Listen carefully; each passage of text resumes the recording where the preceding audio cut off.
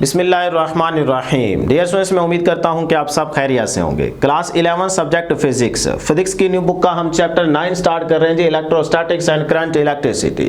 First half chapter electrostatics पे और next half current electricity पे। अगर आपकी तवज्जो होगी, मेरी बातें गौर से सुनेंगे, समझेंगे, चीजें साथ साथ नोट करते जाएंगे, तो ही ये चैप्टर आपको अच्छे से तैयार होगा। कुछ चीजें इस चैप्टर से रिलेटेड आप क्लास 10th में पढ़ के आ रहे हैं, लेकिन यहाँ पे हम चीजों को थोड़ा डिटेल में लेके चलेंगे। ठीक है, तो स्टार्ट करते हैं। उससे पहले जल्दी से वीडियो को लाइक कर लें, चैनल को जरूर सब्सक्राइब कर लें। अब आप चैप्टर नंबर 9 बुक में देखें। फर्स्ट जो आपका टॉपिक है वो है कूलम्स लॉ, जो कि लॉन्ग क्वेश्चन है, बड़ा इंपॉर्टेंट है, डिटेल में आपको समझाएंगे। लेकिन उससे पहले यहाँ पे 3-4 थ्योरी की लाइंस और ये जो फर्स्ट पैराग्राफ है यहाँ पे बेसिक बताया जा रहा है। यहाँ से एमसीक्यू शॉर्ट आपके पेपर में आ सकता है, तो ये सारी चीजें पहले यहाँ पे समझ लें, फिर उसके बाद हम अपने टॉपिक नंबर 1 की तरफ आएंगे। ठीक है ना।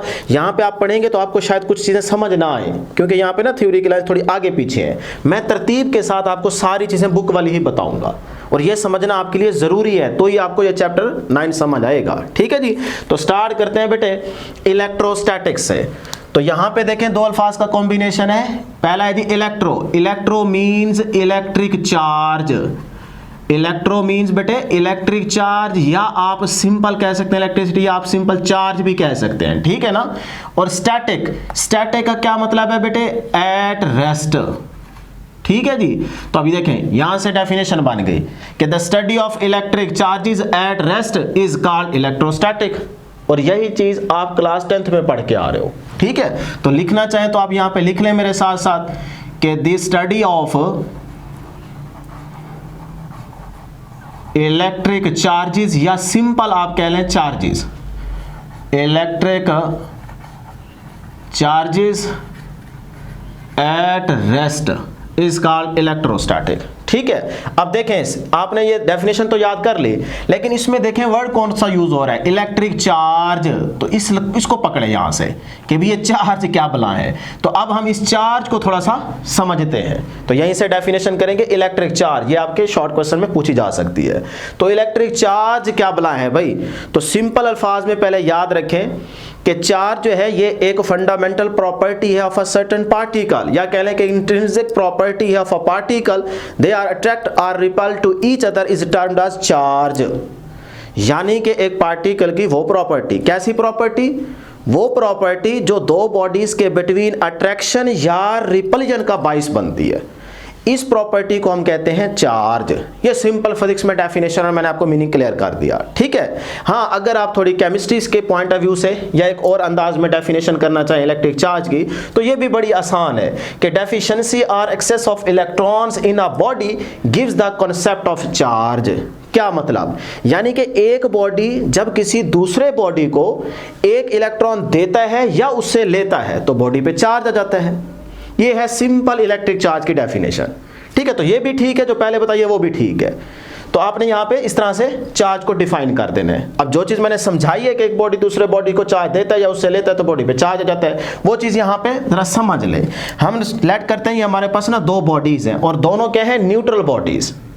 अब न्यूट्रल का मतलब यानी कि हम इनको कंसीडर कर लेते हैं ये एटम है, ये पहला एटम है, ये दूसरा एटम है, तो ये दो बॉडीज ही हो गए ना। अब एटम क्या होता है? Neutral particle. लेकिन यहाँ न्यूट्रल का मतलब याद रखिएगा, न्यूट्रल का मतलब ये होगा कि इस बॉडी पे या एटम पे पॉजिटिव और नेगेटिव चार्जेस की तादाद बराबर है। ये नहीं कहना कि भी चार्ज है ही नहीं, है सही, लेकिन पॉजिटिव और नेगेटिव चार्जेस की तादाद बराबर है, तो एक दूसरे से इफेक्ट कैंसिल, तो वो न्यूट्रल बन जाएगा। यानी कि अगर इस पे 5 पॉजिटिव चार्जेस हैं इस तरह से, तो 5 क्या होंगे? नेगेटिव।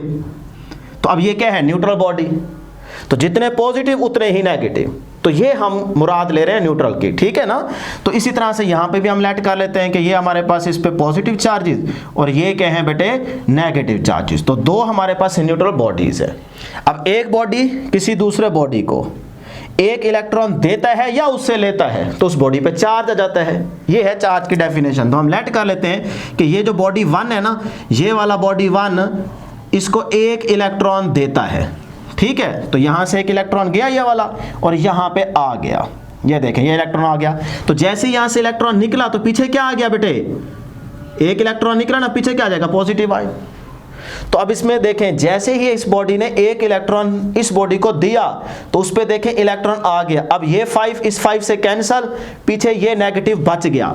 ये जो बच गया इसका मतलब अब इस 2 वाले बॉडी पे चार्ज आ गया। कौन सा चार्ज आ गया? नेगेटिव चार्ज आ गया। देखो ना ये 5 इन 5 से कैंसिल हो जाएंगे, तो ये जो इलेक्ट्रॉन यहां से यहां पे आया है, तो अब देखें इस बॉडी पे 2 वाले बॉडी पे क्या आ गया? चार्ज। कौन सा चार्ज? नेगेटिव। तो इस तरह ये बॉडी क्या हो गया? चार्ज। बात समझ आ रही है? इसी तरह से जिस बॉडी ने एक इलेक्ट्रॉन निकाला उस पे भी चार्ज आ गया। अब इसमें देखें ये नेगेटिव चला गया, पीछे क्या आ गया? पॉजिटिव। तो अब देखें पॉजिटिव की तादाद ज्यादा हो गई है, तो ये इससे कैंसिल, पीछे प्लस का चार्ज बच गया। तो इस बॉडी पे कौन सा चार्ज आ गया? पॉजिटिव। इस बॉडी पे आ गया पॉजिटिव चार्ज और इस बॉडी पे आ गया नेगेटिव चार्ज। ये है इस डेफिनेशन का आसान मतलब। क्लियर? चलें जी, अब देखें पॉजिटिव भी आ रहा है और नेगेटिव भी आ रहा है। तो यहीं से अगली बात जरा जोड़ें, तरतीब के साथ चलें। बुक से पढ़ेंगे तो 2-3 लाइनों में आपको चीज क्लोज मिल जाएगी, लेकिन वो समझ नहीं आएगी। मैं तरतीब के साथ चल रहा हूं। तो अब देखें हमका पॉजिटिव भी आ रहा है, नेगेटिव भी आ रहा है। तो यहीं से हम कहते हैं टाइप्स ऑफ चार्जेस। तो टाइप्स ऑफ चार्जेस में 2 टाइप्स होंगे, number 1 positive charge, number 2 negative charge. अब अगली बात, पॉजिटिव चार्ज कैसे आया? क्या किया आपने? यहां से देखो पॉजिटिव चार्ज इस 1 वाले बॉडी पे आया है ना। कब आया? जब इलेक्ट्रॉन की डेफिशिएंसी हुई। यहां से इलेक्ट्रॉन उधर चला गया ना, तो यहां पे क्या हुआ? डेफिशिएंसी, कमी हुई है ना इलेक्ट्रॉन की। तो इसका मतलब पॉजिटिव चार्ज तब आता है बॉडी पे जब वहां से डेफिशिएंसी होती है इलेक्ट्रॉन की। तो मैं इसकी रीजन यहां पे लिख देता हूं कि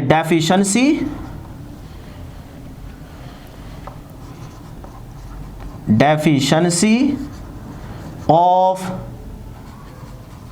इलेक्ट्रॉन्स। ठीक है, एक भी जा सकता है, 2 भी हो सकता है, 3 भी हो सकता है, जितने मर्जी। तो मैंने इसलिए इलेक्ट्रॉन्स लिख दिया है। अच्छा, नेगेटिव चार्ज कब आया? 2 वाले बॉडी पे नेगेटिव चार्ज आया ना। कब आया? जब उस पे क्या हुई है? बढ़ोतरी हुई है, यानी कि नेगेटिव की। तो इसका मतलब नेगेटिव चार्ज तब आया है जब क्या हुआ बेटे? Excess of electrons. ठीक है, कि उस पे देखें इलेक्ट्रॉन ज्यादा हो गए हैं और यहां पे इलेक्ट्रॉन की डेफिशिएंसी हुई है। तो वही बात यहां पे लिखी हुई है, तो उसके मुताबिक मैंने आपको देखें स्टेप बाय स्टेप हर चीज क्लियर कर दी है। थोड़ा टाइम लगेगा लेकिन चीजें मैं आपको समझा दूंगा। चीजें सारी बुक वाली लेके चलेंगे, लेकिन आपके नोट्स भी बनते जाएंगे, सारी चीजें आपको समझ भी आती जाएंगी। मैं यहां पे आना है ना मेरे चैनल पे, तो फिर थोड़ा सा आपने पहले जहन बना के आना है कि भाई हमने थोड़ा सा टाइम लगाना है, फिर ही सारी चीजें हमें क्लियर होंगी। अगर आप चाहते हैं कि 20-25 मिनट में मुझे सारा पता लग जाए और मैं बुक से निशान लगा लूं, फिर भी आपका अल्लाह हाफिज़ है। फिर आपके एमसीक्यूज भी रह जाएंगे, कंसेप्चुअल शॉर्ट भी रह जाएंगे। थोड़ा सा टाइम लगेगा, चीजें आपको तैयार करवा देंगे। अब देखो चार्ज के बारे में पता चल गया, कितनी टाइप्स के हैं वो भी पता चल गया। अब चार्ज का यूनिट क्या होगा, और ये बात बुक में बताई गई है, यहां पे आप देख सकते हैं। देखिए ना, मैं एक एक चीज कड़ी से कड़ी मिला रहा हूं। पहली लाइन जो लिखी हुई है ना, ये आपको आगे नजर आ जाएगी, अभी हम आगे आएंगे। लेकिन उसके बाद देखिए यहाँ पे यूनिट बताया जा रहा है चार्ज का, ऐसे unit of charge is coulomb. अब ये कैसे आता है, इस चीज को हम आगे से जोड़ते हैं, यहाँ पे समझते हैं। तो ऐसे यूनिट ऑफ चार्ज, तो बेटा याद रख लें, अभी क्योंकि इसमें करंट इलेक्ट्रिसिटी भी आ रहा है आगे हाफ चैप्टर, तो आपने ना 10th में पढ़ा हुआ है करंट का formula. I is equal to क्या होता है बेटे? Charges per unit time, Q over T। Q charge को रिप्रेजेंट कर रहा है, T टाइम, और I जो है ये करंट को रिप्रेजेंट कर रहा है। ठीक है, ये फार्मूला पढ़ा है ना। अब यहां से आप Q निकाल लो, तो Q is equal to T, इधर आके क्या हो जाएगा? मल्टीप्लाई, तो I मल्टीप्लाई T, ये बन गया चार्ज का फार्मूला। अब यहां से यूनिट बनाते हैं। देखो चार्ज का यूनिट क्या होता है? कूलम। लेकिन यहां से देखें, क्योंकि हमें तो इसी का यूनिट चाहिए, तो हम I का यूनिट होता है बेटे करंट का एम्पेयर, और टाइम का होता है सेकंड। तो एम्पेयर सेकंड ये चार्ज का यूनिट बन गया। और यही एम्पेयर सेकंड किसके बराबर होता है? ये होता है बेटे कूलम के इक्वल। ठीक है ना, कूलम। तो चार्ज का जो एस यूनिट है वो क्या है बेटे? कूलम, और कूलम को C से डिनोट करते हैं। ठीक है, कैपिटल C। तो इस तरह से ये आपको चार्ज का एस यूनिट मिल गया। क्लियर? अब देखें आगे मैंने पॉइंट लिखा हुआ है CGS यूनिट, यानी कि सेंटीग्राम सेकंड। CGS यूनिट पूछ लिया जाए चार्ज का, तो वो आप याद रख लें, वो होता है बेटे ESU, इलेक्ट्रोस्टैटिक यूनिट। ठीक है, ये CGS यूनिट है किसका? चार्ज का। या फिर आप इसकी जगह ये भी कह सकते हैं कि स्टैट कूलम। ये जो स्टैट कूलम है ये भी बेटे CGS यूनिट है किसका? चार्ज का। कूलम पढ़ें, कूलम पढ़ें, जैसे आपको अच्छा लगे। ठीक है, तो ये आपके पास CGS यूनिट और ये SI यूनिट। क्लियर है यहां तक? चलें, अब यहां तक चीजें खत्म होगी, लेकिन अगली चीज जो मैंने आपको बतानी है ना वो बड़ी इंपॉर्टेंट है, वो है बेटे यहां से, electrostatic is the study of phenomena and properties of electric charges at rest. तो हम भी तो इलेक्ट्रोस्टैटिक ही पढ़े हैं ना कि चार्ज रेस्ट पे हैं, मूव नहीं कर रहे, यही चीज लेके चल रहे हैं ना। तो यहां पे वो क्या कह रहे हैं, properties of electric charges at rest, कि जब चार्ज रेस्ट पे है तो उसकी इलेक्ट्रिक प्रॉपर्टीज बताए। अब ये शॉर्ट में आ सकता है, तो यहां से मार्क कर लें कि भाई ये शॉर्ट क्वेश्चन बन सकता है। तो अगर मैं ये प्रॉपर्टीज आपको नहीं बताऊंगा तो फिर तो आपका शॉर्ट रह जाएगा। तो इसीलिए नेक्स्ट जो हमारी हेडिंग होगी वो होगी प्रॉपर्टीज ऑफ इलेक्ट्रिक चार्ज या चार्ज, के चार्ज की प्रॉपर्टीज हमने बतानी है। क्लियर? तो ये वाली लाइन यहां पे मार्क कर लीजिएगा। मैं अब आपको प्रॉपर्टीज बताता हूं क्योंकि ये आपका इंपॉर्टेंट शॉर्ट क्वेश्चन और एमसीक्यू यहां से बन सकते हैं। यहां पे लिखूं, कहां पे लिखूं, चले यहां पे लिखता हूं, ठीक है ना, ये यहां लिखता हूं। शॉर्ट क्वेश्चन यहां से बन सकते हैं, एमसीक्यूज भी बन सकते हैं। यहां पे मैंने एक चीज और लिखनी है ना, अभी बताता हूं। अब देखें प्रॉपर्टी स्टार्ट करते हैं। तो पहले प्रॉपर्टी में आप ये कह सकते हो कि भाई चार्ज स्केलर है या वेक्टर है। तो चार्ज क्या है बेटा, यहां से देख सकते हो, ठीक है। चार्ज क्या है, स्केलर क्वांटिटी। टाइम भी स्केलर है, बेस क्वांटिटीज में आपने याद रखा था। करंट भी स्केलर है। अब करंट पे ना थोड़ा सा आप गूगल करेंगे तो बहुत सारी आपको कंफ्यूजन क्रिएट हो सकती है, क्योंकि कुछ लोग कहते हैं कि ये ड्राइव्ड है, कुछ कहते हैं कि ये बेस में आता है लिहाजा ये आपके पास स्केलर है, कुछ कहते हैं कि नहीं ये वेक्टर है, कुछ कहते हैं ये टेंसर है। मैं उस पर डिटेल में आपको डिस्कस करवाऊंगा जब आप करंट इलेक्ट्रिसिटी को पढ़ेंगे, तब समझा दूंगा। लेकिन अगर एमसीक्यू आ जाए तो आपने स्केलर को ही सिलेक्ट करना है। अब इसकी अलग अलग बताने की वजह क्या है वो भी बताऊंगा। अभी फिलहाल याद रखें कि करंट क्या है, स्केलर, ये ध्यान में रखिएगा।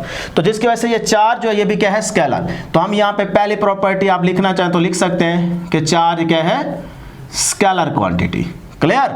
अगली प्रॉपर्टी, वैसे मैंने ये 4 लिखी थी मेन, इसके अलावा और बहुत सारी हैं, लेकिन आपको 3-4 लाजमी आनी चाहिए। शॉर्ट क्वेश्चन में आपको 3-4 लिखनी पड़ेंगी। तो सबसे पहली प्रॉपर्टी बड़ी ही इंपॉर्टेंट, और ये एमसीक्यू भी बन सकता है, अट्रैक्शन और repulsion between the charges due to electric field. यानी कि चार्जेस के बिटवीन जो अट्रैक्शन होगी या रिपल्जन होगी वो किस वजह से होती है। वो चार्ज एक दूसरे को नहीं पकड़ता, चार्ज के अराउंड जो उसका इलेक्ट्रिक फील्ड होता है ना, वो फील्ड एक दूसरे को अट्रैक्ट करता है या रिपेल करता है।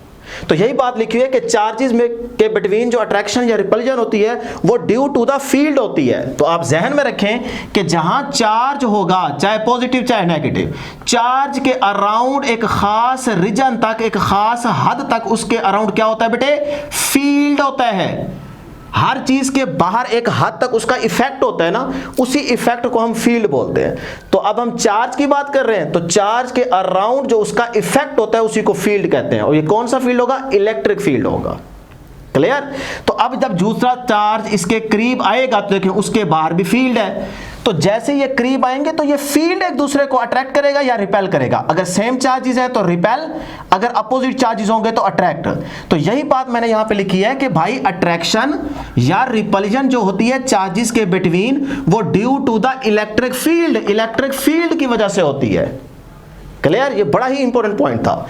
नेक्स्ट आ जाते हैं कि भाई दो चार्जेस की बात कर रहे हैं टाइप्स में, तो like charges are repel to each other, यानी कि अगर सेम चार्जेस होंगे तो वो एक दूसरे को रिपेल करेंगे। क्लियर?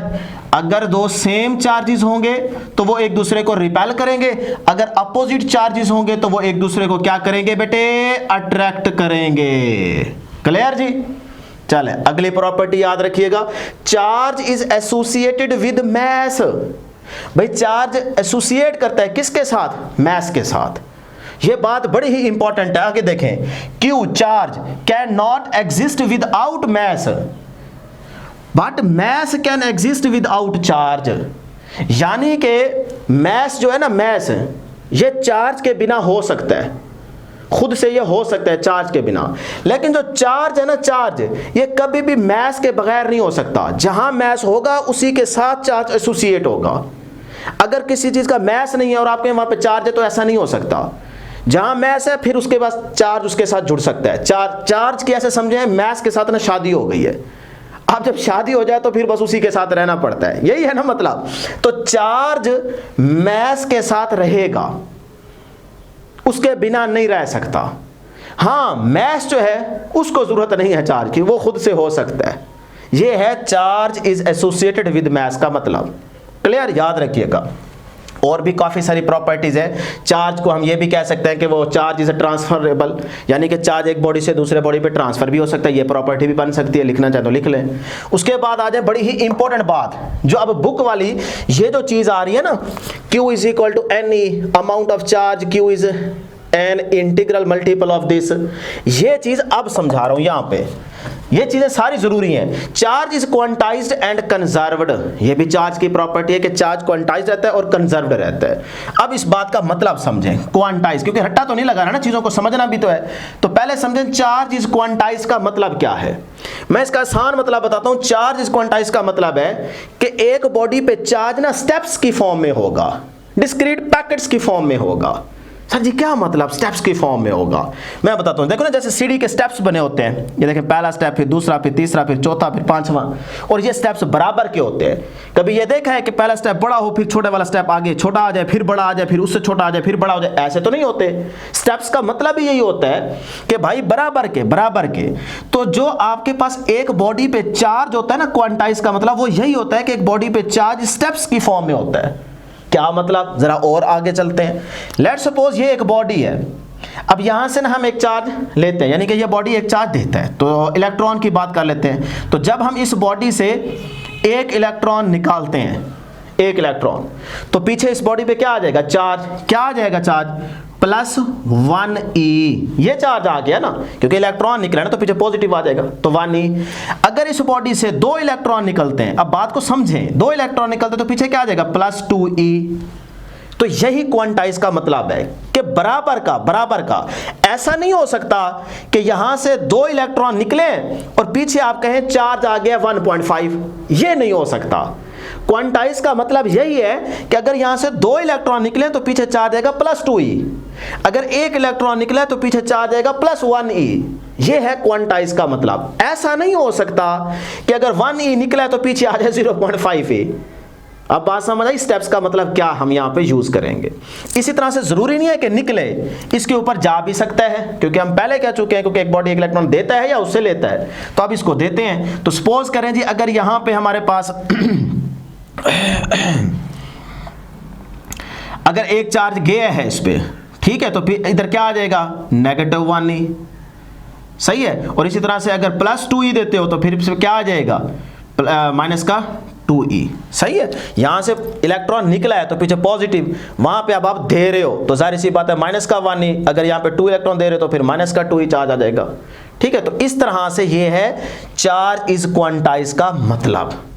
अब आगे आ जाए, चार्ज इज कंजर्व्ड। कंजर्व्ड का मतलब ये होगा कि चार्ज अपनी प्रॉपर्टी खोता नहीं है, जो उसकी प्रॉपर्टी है। लेकिन बताया था ना, सर्टेन पार्टिकल की एक प्रॉपर्टी है, तो वो उससे प्रॉपर्टी कोई भी नहीं छीन सकता, ना वो किसी को देगा, ना वो प्रॉपर्टी किसी से लेगा। वो उसकी कंजर्व रहेगी, कांस्टेंट रहेगी, फिक्स रहेगी। क्लियर जी? तो इस तरह से आपने याद रखा। अब जब आपको क्वांटाइज का मतलब समझ आ गया तो इसकी जनरल इक्वेशन लिख लें। Q is equal to, capital Q लिखना चाहें तो आपकी मर्जी है, स्मॉल लिखना चाहें तो आपकी मर्जी है। Q is equal to +-n into e. n capital लिखना चाहें तो वो भी आप लिख सकते हैं, n इंटू ई। बुक ने ये लिखा हुआ है। प्लस माइनस मैंने क्यों लिखा है? क्योंकि इलेक्ट्रॉन की भी बात कर सकते हैं, प्रोटॉन की भी बात कर सकते हैं, तो इसीलिए प्लस का मतलब प्रोटॉन और नेगेटिव यूज करेंगे तो वो इलेक्ट्रॉन की बात हो रही होगी। अब इसमें n क्या है? कैपिटल N भी यूज कर सकते हैं बेटे, मैंने यहां पे लिख भी दिया, where n is an integers. यानी कि एक बॉडी पे जो इलेक्ट्रॉन की मिनिमम वैल्यू होगी, मिनिमम वैल्यू क्या होगी? E, और वो कितनी है? 1.6 × 10⁻⁻19 कॉलम। ये चार्ज पे इलेक्ट्रॉन की मिनिमम वैल्यू है। अब ये जो मिनिमम वैल्यू होगी इसका इंटीग्रल मल्टीपल, यानी कि एक बॉडी पे कोई एक चार्ज तो नहीं होगा ना, बहुत सारे पार्टिकल्स होंगे।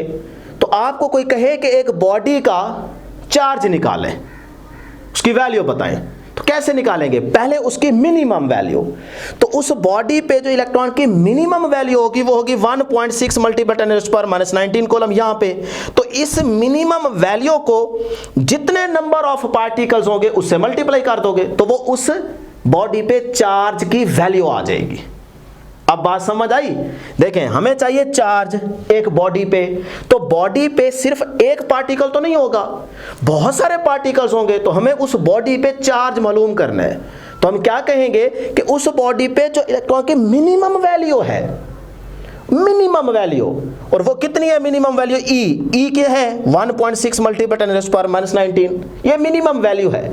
तो इस मिनिमम वैल्यू को n से मल्टीप्लाई कर दो। n क्या है? उस बॉडी पे सारे पार्टिकल्स, तो उन सारे पार्टिकल्स को या उनकी वैल्यू को उस मिनिमम वैल्यू से मल्टीप्लाई करोगे तो वो उस बॉडी पे चार्ज की वैल्यू आ जाएगी।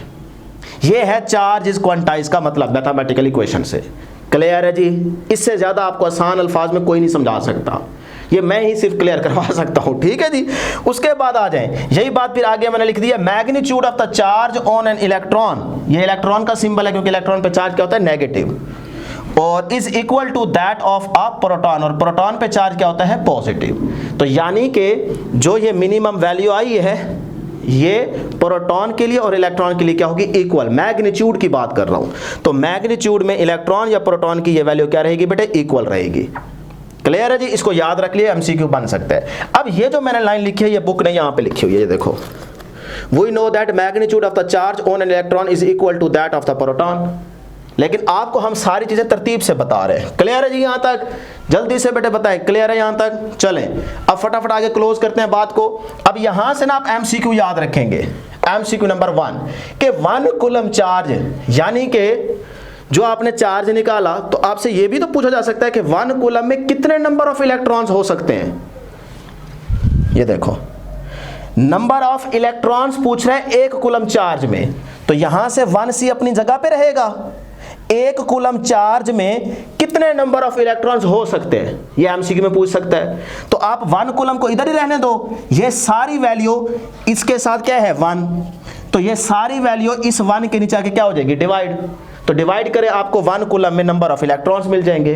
तो ये देखें, 1 कूलम अपनी जगह पे, ये वाला 1 अपनी जगह पे, ये E अपनी जगह पे, ये जो वैल्यू है सारी ये इधर आके क्या हो जाएगी? डिवाइड। 1.6 मल्टीप्लाई 10⁻⁻19। क्लियर जी? तो अब आप इसको कैलकुलेटर पे सॉल्व कर लें, ये आता है 6.25। ऐसे नहीं करना कि यार ये नीचे वैल्यू देखें 10⁻⁻19 है, ऊपर जाके प्लस हो जाएगी, ना ना ना ना, ऐसे नहीं करना। कैलकुलेटर पे करके देखो, मल्टीप्लाई 10⁻18 इलेक्ट्रॉन्स। ठीक है जी? तो 1 कूलम चार्ज में 6.25 मल्टीप्लाई 10⁻18 इलेक्ट्रॉन्स होते हैं। ये आपका इंपॉर्टेंट एमसीक्यू है। उसके बाद इसी तरह से ये भी पूछ सकता है एमसीक्यू में कि भाई 2 कूलम चार्ज में कितने नंबर ऑफ इलेक्ट्रॉन्स होंगे, तो 2 को आप सिंपल इस वैल्यू से क्या कर दे? मल्टीप्लाई कर दे कि ना 1 कूलम चार्ज की ये वैल्यू आ गई, तो 1 कूलम, ये है 2 कूलम, तो 1 कूलम की जगह ये वैल्यू यहां पे लिखें। ठीक है, और ये वाली वैल्यू यहां पे लिख दीजिएगा, और उसको 2 से मल्टीप्लाई करेंगे तो आप में 2 कूलम चार्ज में नंबर ऑफ इलेक्ट्रॉन्स की वैल्यू आ जाएगी। कैलकुलेटर पे करके बता दें, कमेंट करके जरूर बताइएगा कि 2 कूलम चार्ज में कितने नंबर ऑफ इलेक्ट्रॉन्स आए हैं। ये जल्दी से कैलकुलेटर पे पुट करें और आंसर आपने कमेंट सेक्शन में बताना है जरूर। टीचर की बात मानेंगे तो ही आपकी अच्छी तैयारी होगी, अच्छे मार्क्स आएंगे। अगली बात बेटे नोट कर लें, बस खत्म हो गया जी, बेसिक खत्म हो गया। ये मैंने लाइन वैसे लिखने की जरूरत नहीं थी, आगे आ जानी थी चैप्टर हाफ के बाद, लेकिन ये है कि बुक यहाँ पे लिख रही है तो बच्चे टेंशन में आ जाते हैं, वो कहते हैं यार बुक वाली लाइन तो बताई नहीं है। ओ भाई सारा कुछ बुक वाला बता रहे हैं आपको। ये देखें, ये लिखी हुई है, when charges are in motion we call it is an electric current. भाई जब चार्जेस मोशन में होंगे तो फिर किसकी बात करेंगे? इलेक्ट्रिसिटी की, तो फिर करंट आ जाएगा। Flow of charges is called current. अगर चार्ज रेस्ट पे है तब करंट नहीं कहना, कहना है तो वो होगा स्टैटिक करंट। लेकिन जब चार्जेस मोशन में होंगे तो फिर आपके पास क्या आ जाता है? करंट आ जाता है। तो flow of charges is called current. ये मैंने वैसे ही जब करंट इलेक्ट्रिसिटी पढ़ाएंगे आपको तो आपको आप बता देते हैं, लेकिन बुक में क्योंकि ये लाइन पहले आ गई है तो बहरहाल यहाँ पे बता दी है। लास्ट में एक चीज याद रखिएगा, बुक इन चीजों को मेंशन नहीं कर रही, लेकिन ये चीज थोड़ी सी आपके जहन में होनी चाहिए, एमसीक्यू बन सकता है कि मेथड्स ऑफ चार्जिंग, चार्ज कैसे आता है, अगर कोई बॉडी न्यूट्रल है तो उस पर चार्ज कैसे आएगा। बेसिक तो आपको समझ आ गई ना, सारी कहानी तो पता चल गई, लेकिन उसके मेथड्स बता रहा है वो। तो 3 मेथड्स आप याद रखिएगा। नंबर 1 फ्रिक्शन, ये वैसे 10th में भी पढ़ के आए हैं। फ्रिक्शन में क्या होता है कि 2 बॉडीज को आपस में रब करवाओ तो चार्ज आ जाएगा, बस इतना छोटा मोटा बता रहा हूँ, वो याद रख ले। उसके बाद इलेक्ट्रोस्टैटिक इंडक्शन एक सेकंड मेथड है। अब इंडक्शन 10th में आप पढ़ के आ रहे हो, वो रॉड्स वाली सफेयर वाली डायग्राम याद है ना, वो इलेक्ट्रोस्टैटिक इंडक्शन थी कि एक बॉडी न्यूट्रल हो और दूसरा चार्ज्ड बॉडी हो। अब चार्ज बॉडी को न्यूट्रल बॉडी के करीब लेके जाना है, कांटेक्ट में नहीं लेके आना, बस करीब लेके जाना है, तो दूसरे बॉडी पे चार्ज आ जाएगा। वो इलेक्ट्रोस्टैटिक इंडक्शन मेथड है। और तीसरा है कंडक्शन। कंडक्शन में बॉडीज का, दो बॉडीज का कांटेक्ट में आना लाजमी है, तब बॉडी क्या, तब चार्ज क्या होता है, ट्रांसफर हो जाता है दूसरे बॉडी पे। तो इस तरह से ये 3 मेथड्स हैं चार्जिंग के, वो आपको याद रखने हैं। एमसीक्यू शॉर्ट में उनके नाम पूछ सकता है, तो वो आपने ये याद रख लेने। लो जी, ये जो आपका सारा बेसिक था ना, ये आपका एंड हो चुका है। जिस बच्चे को ये चीजें तैयार हो गई हैं, समझ आ गई है ना, आगे उसके लिए पूरा हाफ चैप्टर बड़ा ही आसान हो जाएगा।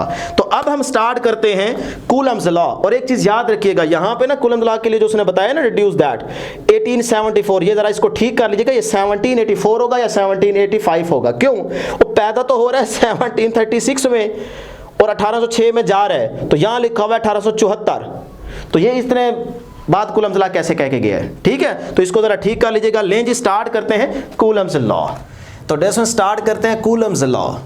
याद रहे इन 1784, कुछ बुक्स में डियर स्टूडेंट्स 85 भी मेंशन किया गया, तो इन 1784 में डियर स्टूडेंट्स ये लॉ डिड्यूस किया गया, या आप इसको 85 भी याद रख सकते हैं। कुछ बुक में देखेंगे तो 85 मेंशन किया हुआ और कुछ में 84, तो आपकी बुक के इस टॉपिक के फर्स्ट पैराग्राफ में ये आपको 1784 ही नजर आएगा। तो इन 1784 में चार्ल्स कूलम्स ने इस लॉ को डिड्यूस किया। पेशे के लिहाज से डियर स्टूडेंट्स ये एक फ्रेंच मिलिट्री इंजीनियर था। अब डियर स्टूडेंट्स अगर आपको याद हो तो फर्स्ट टॉपिक में हमने इलेक्ट्रिक चार्ज, पॉइंट चार्ज और चार्ज की प्रॉपर्टीज को डिस्कस किया था। तो वहां पे हमने ये भी एक प्रॉपर्टी डिस्कस की थी कि लाइक चार्जेस एक दूसरे को रिपेल करते हैं और डिफरेंट चार्जेस, अपोजिट चार्जेस एक दूसरे को अट्रैक्ट करते हैं। तो वहां पे हमने बेसिकली क्वालिटेटिव नेचर को डिस्कस किया था कि फोर्स ऑफ अट्रैक्शन और कैसी फोर्स थी, फोर्स ऑफ रिपल्जन, तो ये फोर्स की क्वालिटेटिव नेचर है। लेकिन आज की इस वीडियो में जो हम टॉपिक डिस्कस कर रहे हैं और उसमें जो हम फोर्स की नेचर डिस्कस करने जा रहे हैं वो बेसिकली क्वांटिटेटिव नेचर है। कि जो हम कह रहे थे ना कि लाइक चार्जेस एक दूसरे को रिपेल करते हैं, तो भाई कितनी ज़्यादा फोर्स है वो एक दूसरे को रिपेल करते हैं। और जो हम कह रहे थे कि डिफरेंट चार्जेस एक दूसरे को अट्रैक्ट करते हैं, तो कितनी ज़्यादा फोर्स है वो एक दूसरे को अट्रैक्ट करते हैं। तो उस फोर्स की क्वांटिटेटिव नेचर को डिस्कस करना है, मतलब उस फोर्स की मैग्नीट्यूड को फाइंड आउट करना है। तो उसके लिए जो कूलम ने मैथमेटिकल रिलेशन हमें दी है उसको हमने यहाँ पे ड्राइव करना है। सही है जी। तो नेक्स्ट जो आपके पास सेकंड पॉइंट आपके फर्स्ट पैराग्राफ से आपको इन्फॉर्मेशन के तौर पे मिलेगा, वो क्या है कि हम यहाँ पे बेसिकली फोर्स ऑफ अट्रैक्शन और रिपल्जन की जो मेजरमेंट देखने जा रहे हैं उसकी नेचर क्या है, क्वांटिटेटिव नेचर है। तो ये इंपॉर्टेंट आपका एमसीक्यू बन जाएगा। तो नेचर कौन सी है जी? अब हम डिस्कस करने जा रहे हैं क्वांटिटेटिव नेचर, क्वांटिटेटिवली। सही है ना, इसको याद रखिएगा। उसके बाद एक और इंपॉर्टेंट इंफॉर्मेशन है कि कूलम्स लॉ को डियर स्टूडेंट्स आप एम्पिरिकल लॉ भी कहते हैं। Empirical law, empirical law. भाई एम्पिरिकल लॉ का क्या मतलब है कि जिसके पीछे कोई थ्योरी नहीं है, यानी कि डायरेक्ट कूलम ने एक्सपेरिमेंट परफॉर्म किया जिससे इस लॉ को डिड्यूस किया। सही है जी। तो अब डियर स्टूडेंट्स स्टेटमेंट बड़ी इंपॉर्टेंट है, अगर ये आप पूरी तवज्जो से सुनेंगे, समझेंगे, इसको रट्टा नहीं लगाना, समझ के इसको तैयार करना है, तो फिर इंशाल्लाह आपको कूलम्स लॉ परेशान ही नहीं करेगा। प्रॉपर स्टेटमेंट यहाँ पे हमने आपके लिए मेंशन की है, इसी को आपने अच्छे तरीके से तैयार करना है। देखिए आप अपनी डेफिनेशन को स्ट्रॉन्ग बनाते हैं अपने अल्फाज से, तो यहाँ पे हमने प्रॉपर डेफिनेशन मेंशन की है, गौर से सुनिएगा। कहता the electrostatic force of interaction between the two static point charges. Book में देखेंगे तो स्टैटिक का वर्ड यूज़ नहीं किया गया, हमने यहाँ पे यूज़ किया क्योंकि बच्चे ये समझ लेते हैं कि भाई इलेक्ट्रोस्टैटिक का टॉपिक है ना, चैप्टर है ना, तो इसका मतलब चार्ज तो रेस्ट पे होंगे, तो लिखना तो कोई ज़रूरी नहीं है। नहीं, आपने लिखना है, डेफिनेशन को आपने स्ट्रॉन्ग बनाना है, और डेफिनेशन स्ट्रॉन्ग बनेगी अल्फाज से। तो आप लिखें यहाँ पे कि electrostatic force of interaction between the two static point charges, कोई और चार्जेस नहीं, स्टैटिक पॉइंट चार्जेस के बिटवीन जो इलेक्ट्रोस्टैटिक फोर्स ऑफ इंटरेक्शन है वो डायरेक्टली प्रोपोर्शनल है to the product of the charges. उन दो चार्जेस के प्रोडक्ट के क्या है, डायरेक्टली प्रोपोर्शनल है। क्या चीज, इलेक्ट्रोस्टैटिक फोर्स ऑफ इंटरेक्शन। सही है जी, ये एक बात हो गई। अब दूसरी बात मेंशन की जा रही है, inversely proportional to the square of the distance between them. दोनों चार्जेस के बिटवीन जो सेपरेशन है, डिस्टेंस है, उसके स्क्वायर के इनवर्सली प्रोपोर्शनल होगी क्या चीज, इलेक्ट्रोस्टैटिक फोर्स। ये दो बातें हैं, ये आपके पास कूलम की स्टेटमेंट है, कूलम्स लॉ की स्टेटमेंट है। आगे मैंने एक बड़ी इंपॉर्टेंट और लाइन लिखी है, क्या कि and acts along the straight line joining the two charges, कि वो जो force of interaction product of the charges के डायरेक्टली और स्क्वायर ऑफ द डिस्टेंस के क्या है, इनवर्सली, वो फोर्स दो चार्जेस को जो मिलाने, उनके सेंटर को मिलाने वाली लाइन है ना, स्ट्रेट लाइन, उस लाइन के अलोंग एक्ट करनी चाहिए। ये बात, ये लाइन डियर स्टूडेंट्स आपकी बुक के सेकंड पैराग्राफ में मेंशन की गई है। आप थ्योरी पढ़ते नहीं है, उसको वहाँ पे बुक ओपन करें और वहाँ पे अंडरलाइन कर लें इस लाइन को, ये इंपॉर्टेंट लाइन है। मैंने यहाँ पे स्टेटमेंट में मेंशन कर दिया, अगर आप स्टेटमेंट में मेंशन करेंगे तो और ज़्यादा अच्छी बात है कि वो जो फोर्स है वो एक्ट करे along the straight line joining the two charges. दो चार्जेस के सेंटर को जो मिलाने वाली लाइन होगी ना, उस स्ट्रेट लाइन के अलोंग फोर्स एक्ट करनी चाहिए। ये बड़ी इंपॉर्टेंट इंफॉर्मेशन है। सही है। अब इसी बात को डिस्टेंस डायग्राम में देखिएगा, और अगर ये टॉपिक लॉन्ग क्वेश्चन में आता है तो आप डायग्राम भी लाजमी बनाएंगे। सही है। तो देखें जी, सपोज करें ये दो हमारे पास पॉइंट चार्जेस हैं। पॉइंट चार्ज को हम पहले डिस्कस कर चुके हैं, ठीक है, कि एक स्मॉल चार्ज, इतना स्मॉल चार्ज कि जो उसका साइज है, मैग्नीट्यूड है, वो किसी और दूर रखे हुए चार्ज के बिटवीन जो सेपरेशन है उससे क्या हो, बहुत छोटी हो। ठीक है, क्या मतलब कि अगर सपोज करें ये एक चार्ज है और दूसरा यहाँ पे एक चार्ज पड़ा हुआ है, तो इन दोनों चार्जेस के बिटवीन ये है सेपरेशन, डिस्टेंस। तो अब इस डिस्टेंस को ज़रा फील करें, ठीक है, और इस चार्ज की मैग्नीट्यूड देखें, साइज देखें। तो इस चार्ज का साइज, इसकी मैग्नीट्यूड इस डिस्टेंस से बहुत छोटी है। तो अब ये चार्ज क्या कहलाएगा, पॉइंट चार्ज कहलाएगा। सही है। तो क्या इससे अगर मैं थोड़ा सा बड़ा चार्ज ले लेता हूं इतना, तो क्या इसको पॉइंट चार्ज नहीं कह सकते? कह सकते हैं, पर शर्त है कि आप इसको कहाँ से देख रहे हो। अब यहाँ पे इतना बड़ा चार्ज और मैं यहीं से देख रहा हूँ तो ये गलत बात होगी।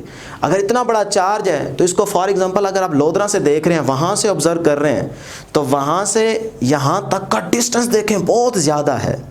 तो इसका मतलब इतना बड़ा अगर डिस्टेंस है, सेपरेशन है, तो उसके लिहाज से इस चार्ज का जो साइज़ है, मैग्नीट्यूड है, ये बहुत छोटी है, ना होने के बराबर यूँ भी कह सकते हैं। इसीलिए चार्ज अब क्या कहलाएगा, पॉइंट चार्ज कहलाएगा। सही है।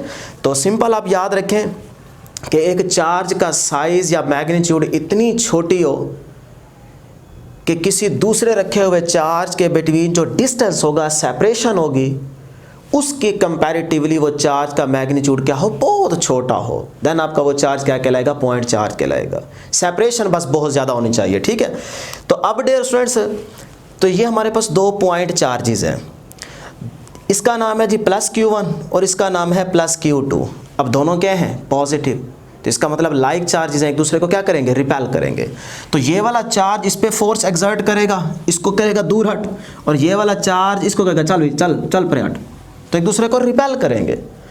तो कितनी ज़्यादा फोर्स से ये एक दूसरे को रिपेल करेंगे, यही फोर्स की मैग्नीट्यूड तो हमने फाइंड आउट करनी है।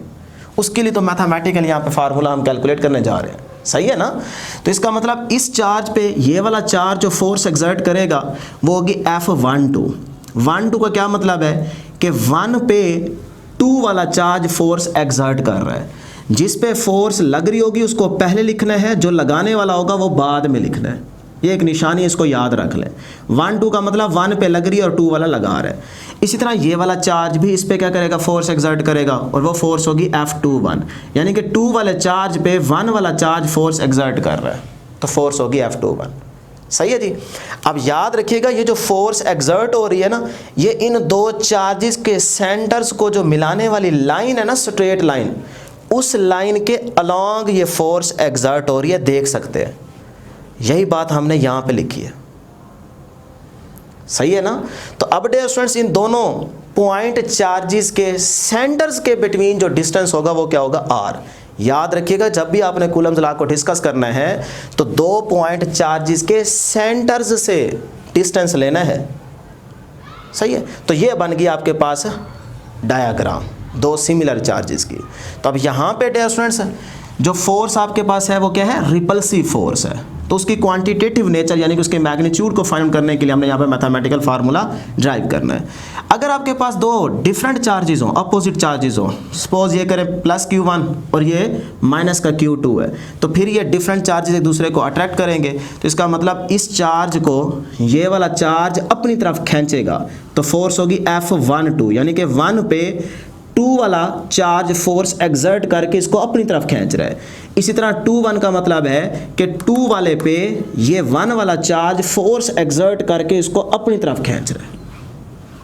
और दोनों पॉइंट चार्जेस के सेंटर्स के बिटवीन जो डिस्टेंस है वो क्या है, R है। ये बन गई डायग्राम आपके पास अट्रैक्टिव फोर्स की। डिफरेंट चार्जेस है ना, तो एक दूसरे को अट्रैक्ट करेंगे। तो अब डियर स्टूडेंट्स इनमें से हमने एक केस कंसीडर करना है और उसकी मैग्नीट्यूड का मैथमेटिकल फार्मूला ड्राइव करना है। तो बुक ने रिपल्सिव फोर्स का मैथमेटिकल रिलेशन फाइंड आउट किया हुआ है, ठीक है। आप वो भी ले सकते हैं, प्लस माइनस माइनस लगा देंगे तो वो आपके पास अट्रैक्टिव फोर्स बन जाएगी, और अगर प्लस प्लस प्लस आ जाए फार्मूले में तो वो आपके पास रिपल्सिव फोर्स होगी। तो उस मैथमेटिकल रिलेशन को अब हम यहाँ पे डिस्कस करते हैं या ड्राइव करते हैं। डियर स्टूडेंट्स एक चीज़ और भी याद रखिएगा, यहाँ पे जब आपने कहा ना कि दोनों सेंटर्स को मिलाने वाली लाइन के अलॉन्ग फोर्स एक्ट करेगी, तो फिर इसका मतलब यहाँ पे जो कूलम्स फोर्स है उसको मैं सेंट्रल फोर्स का भी नाम दे सकता हूँ।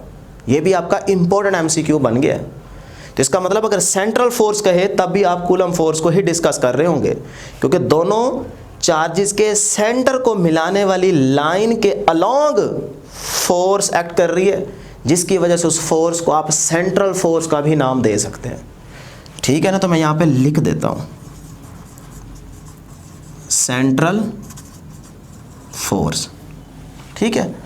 और इसी को म्यूचुअल फोर्स भी कहते हैं, फिर आगे डिस्कस करेंगे, ठीक है, क्योंकि ये वाला चार्ज जितनी फोर्स इस पे एक्सर्ट करेगा ये वाला चार्ज भी उतनी ही फोर्स उस पे एक्सर्ट करेगा, इसीलिए कूलम फोर्स को म्यूचुअल फोर्स भी कहते हैं। आगे आ जाएगा, इस MCQs को हम डिस्कस करेंगे। तो डियर स्टूडेंट्स थ्योरी हमने देखी, स्टेटमेंट, और यहाँ पे डायग्राम से समझा। अब हम यहाँ पे इसी स्टेटमेंट को मैथमेटिकल फॉर्म में डिस्कस करते हैं। तो पहली बात देखें, the electrostatic force of interaction between the 2 static point charges is directly proportional to the product of the charges. 2 charges हैं तो इन 2 चार्जेस के डायरेक्ट प्रोडक्ट के डायरेक्टली प्रोपोर्शनल होगी फोर्स।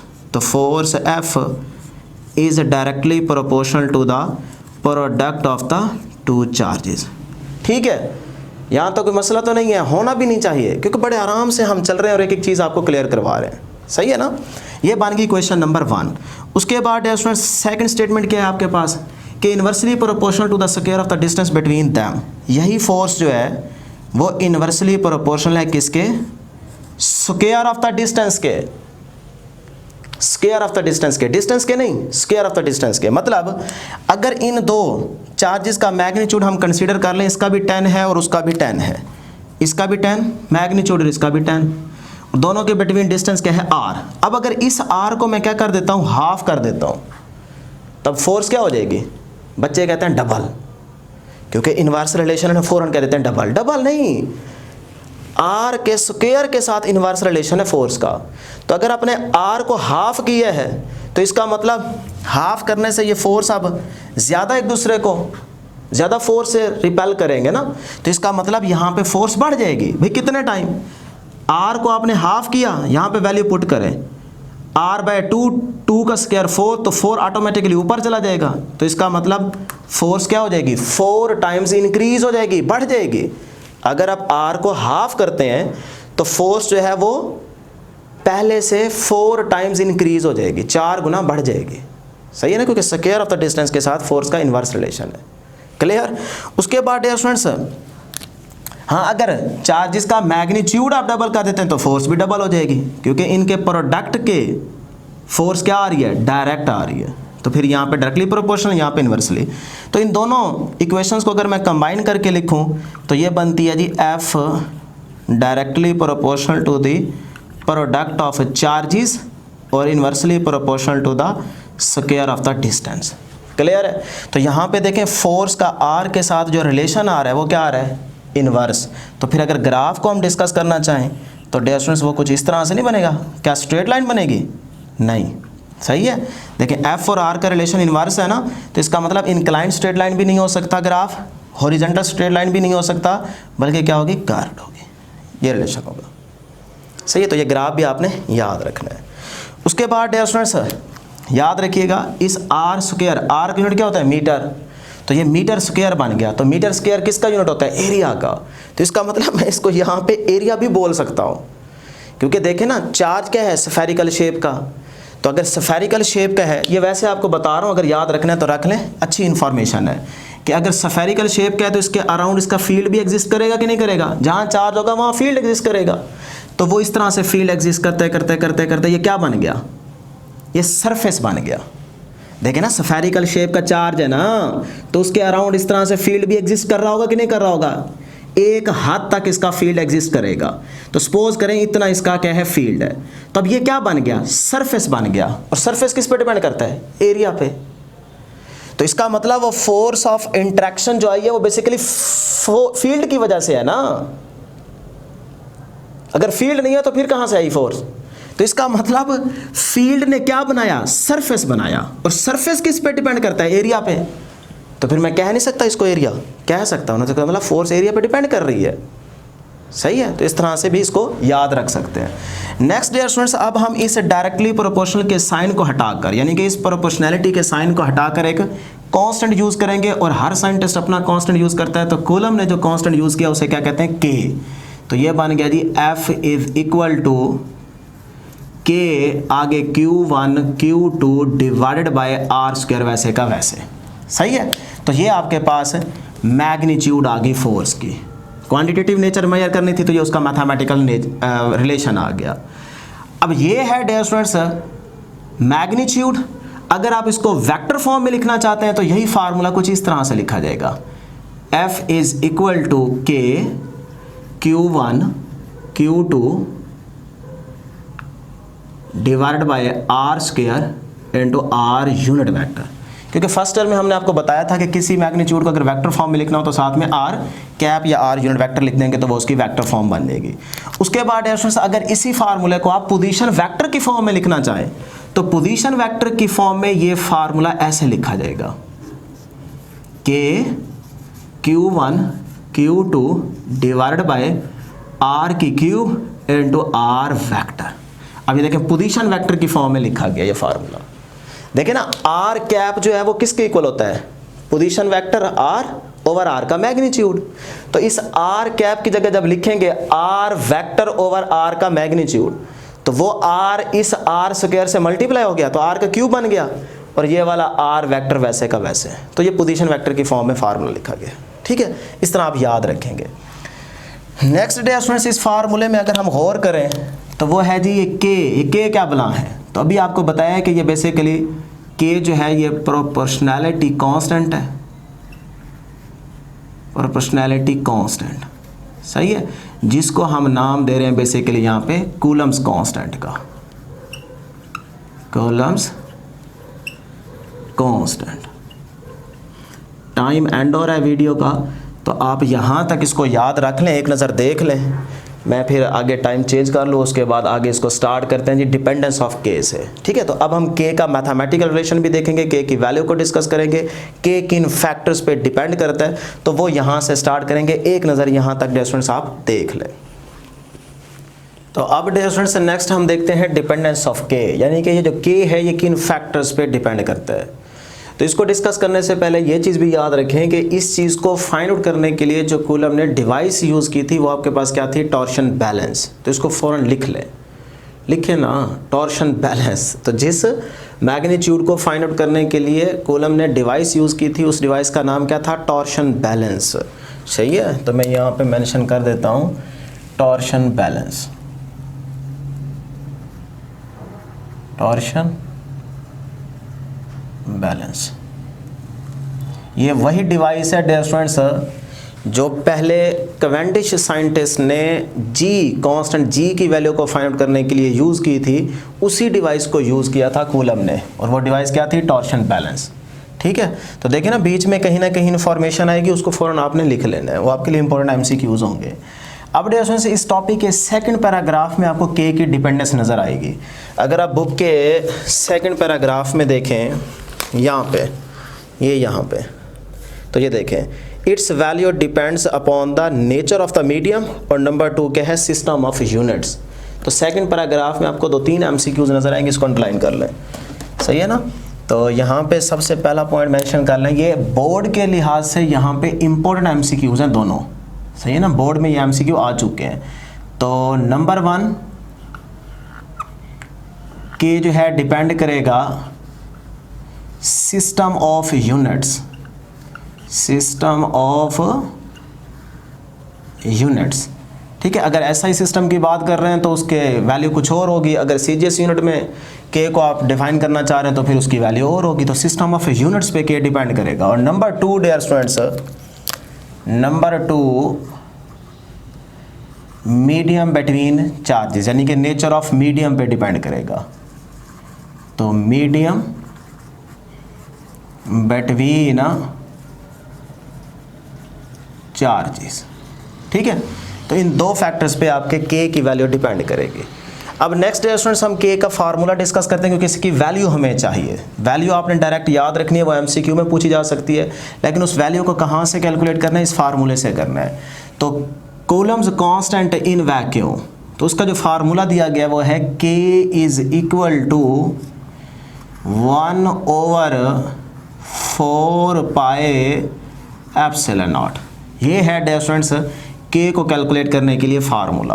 अब इसमें अगर आप 4 पाई की वैल्यू 3.14 और एप्सिलॉन नॉट क्या है, परमिटिविटी ऑफ फ्री स्पेस, इसमें वैल्यूज पुट करेंगे आपके पास के का आंसर आ जाएगा। लेकिन मैं पहले यहाँ पे मेंशन कर देता हूँ कि ये जो एप्सिलॉन नॉट है ये आपके पास क्या है, देखें ना, नॉट से क्या बनता है, नहीं, यानी कि 2 चार्जेस के बिटवीन कुछ ना हो तब आपके पास ये परमिटिविटी ऑफ फ्री स्पेस जो है एग्जिस्ट करेगी, सही है ना।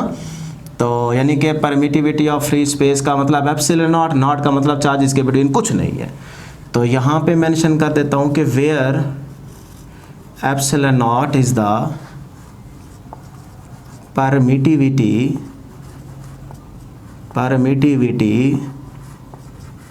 ऑफ फ्री स्पेस,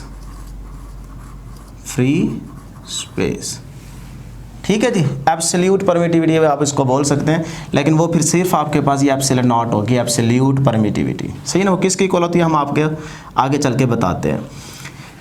तो एप्सिलॉन नॉट क्या है, परमिटिविटी ऑफ फ्री स्पेस है। अब इसकी जो वैल्यू होती है डियर स्टूडेंट्स वो याद रख लें, epsilon not permittivity of free space की जो वैल्यू होगी वो होती है 8 पॉइंट, ये आपका इंपॉर्टेंट MCQ है, 8.85 मल्टीप्लाई 10⁻⁻12, और साथ में इसका यूनिट याद रखिएगा, यूनिट होगा जी कॉलम स्क्वायर पर न्यूटन पर मीटर स्क्वायर, सही है।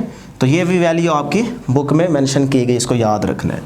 अब डियर स्टूडेंट्स एक चीज़ याद रहे, जैसे हम कहते हैं ना परमिटिविटी ऑफ फ्री स्पेस, तो यहाँ पे परमिटिविटी से क्या मुराद है, ये बड़ा इंपॉर्टेंट पॉइंट है, इसको गौर से सुनिएगा, समझिएगा। बहुत सारे स्टूडेंट्स इसकी गलत डेफिनेशन करते हैं, सही है ना।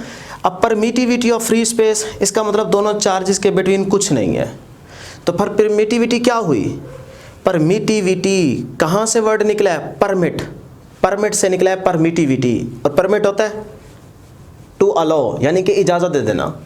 तो बच्चे ये समझते हैं कि यहाँ पे इन 2 चार्जेस के बिटवीन जब कुछ नहीं होगा तो इसका मतलब इन दोनों के बिटवीन मीडियम की वो प्रॉपर्टी जो अलाउ करती है इन दोनों चार्जेस के बिटवीन क्या है, फील्ड ऑफ फोर्स।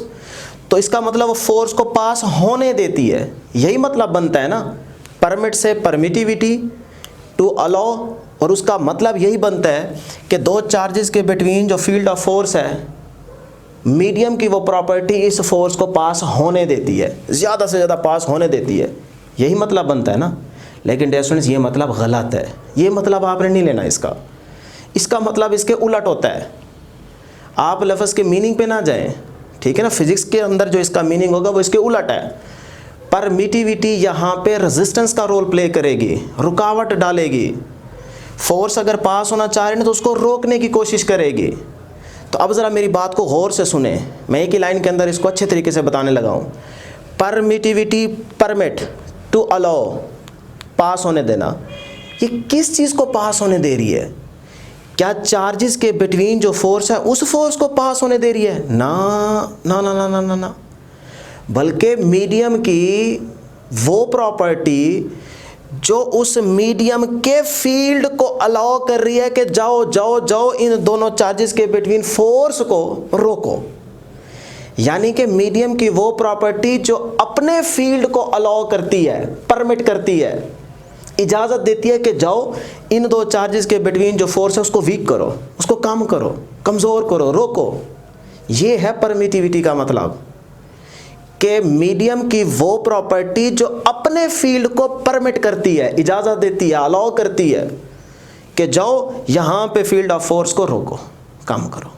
तो फिर यहाँ से आप याद रख लें कि परमिटिविटी जो है बेसिकली, ये बड़ी इंपॉर्टेंट इंफॉर्मेशन है, परमिटिविटी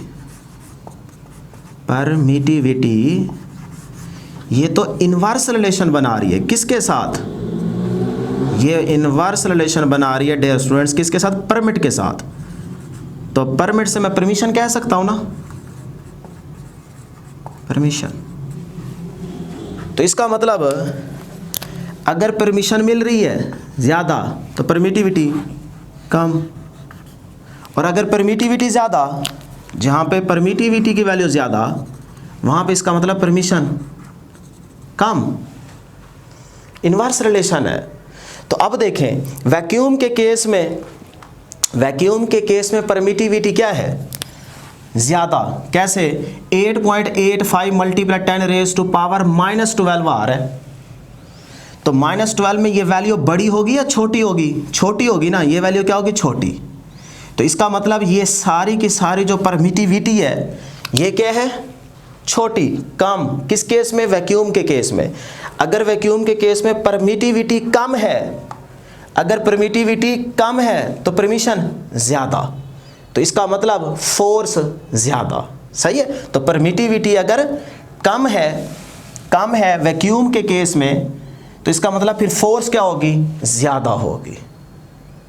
ठीक है। और अगर आप कोई दो चार्जेस के बिटवीन डाइलेक्ट्रिक प्लेस कर देंगे तो फिर परमिटिविटी बढ़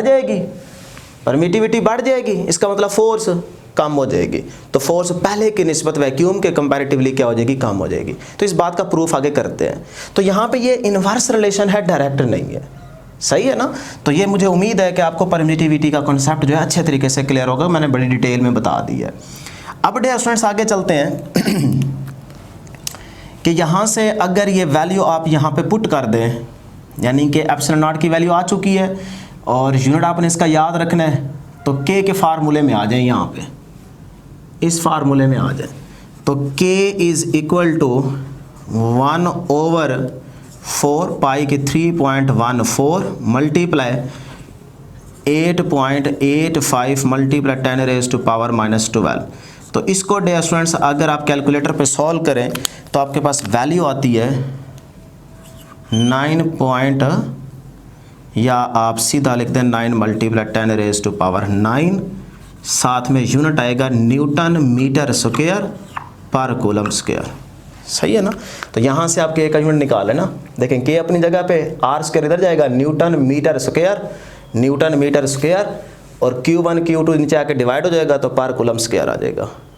और जब आप यही वैल्यू यहाँ पे पुट करेंगे तो एप्सिलॉन नॉट का जब यूनिट निकालेंगे तो वो एप्सिलॉन नॉट देखें, एप्सिलॉन नॉट के साथ क्या आ रहा है?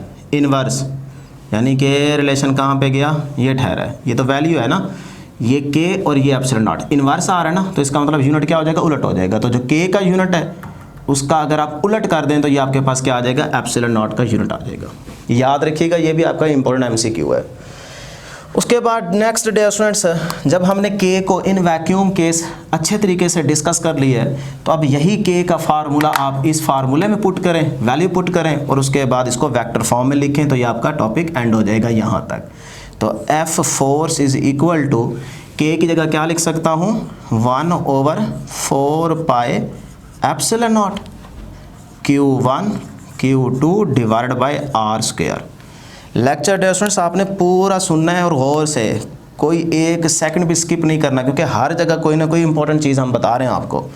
अब ये आगे इन मैग्नीट्यूड फार्मूला आ गया, ठीक है। अब अगर इसी चीज़ को वेक्टर फॉर्म में लिखना हो तो ये आ जाएगा force F is equal to 1/4 pi epsilon naught Q1 Q2 divide by R square into R unit vector.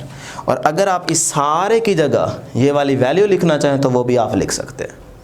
तो ये था इन वैक्यूम, हमने K को डिस्कस किया। अब डियर स्टूडेंट्स आगे चलते हैं K इन मीडियम, यानी कि कूलम कांस्टेंट को हम इन मीडियम डिस्कस करना चाहें तो फिर क्या रिलेशन बनता है। तो देखें, अब इन दो चार्जेस के बिटवीन कुछ ना कुछ आप इंसुलेटिंग मीडियम प्लेस करेंगे, यानी कि इन डाइलेक्ट्रिक प्लेस करेंगे। तो देखें K is equal to, K कौन सा जी, in medium, is equal to dear students formula बन जाएगा 1/4 pi epsilon naught into epsilon R, ये फार्मूला बन जाएगा।